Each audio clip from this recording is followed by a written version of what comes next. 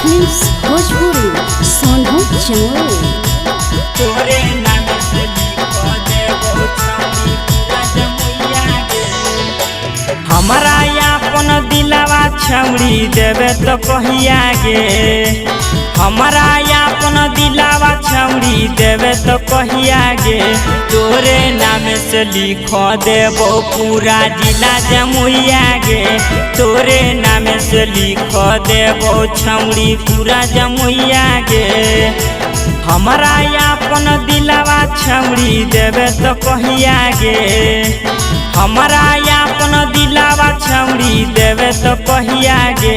तोरे नाम से लिखो देबो पूरा जिला जमुइया गे।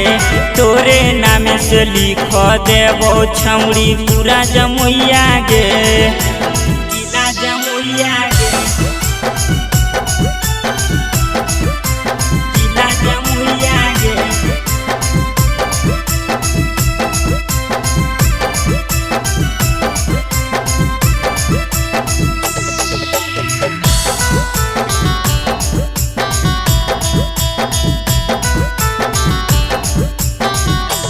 तोरे नाम से लिखो देबो छौरी पूरा जमुइया गे।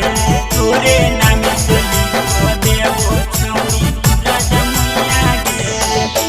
बड़ी दिन से बनल हियौ छौरी तोर दीवाना गे। ऐसन प्यार करबो याद रखतौ जवाना गे। बड़ी दिन से बनल हियौ छौरी तोर दीवाना गे। ऐसन प्यार करबो याद रखतौ जवाना गे। कुछु कर देबो लभर बन में जहिया गे। कुछु कर देबो लभर बन में जहिया गे। तोरे नाम से लिख देबो पूरा जिला जमुइया गे। तोरे नाम से लिख देबो पूरा जिला जमुइया गे। जिला जमुइया गे। जिला जमुइया गे।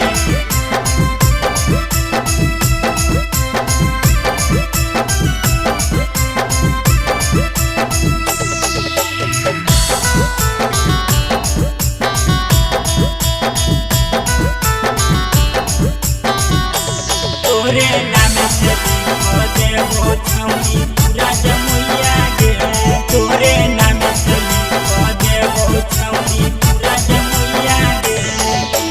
हमरा पर अभियो छौरी दे तो धयनाम गे। नहीं तो महेश यादव कहियो दे तो अपन जनम गे। हमारा पर अभियो छौरी दे तो धयनाम गे। नहीं तो नंदन यादव कहियो दे तो अपन जनम गे। देखे अपन दिलावा छौरी करे टरैया गे। देखे अपन दिलावा छौरी करे टरैया गे।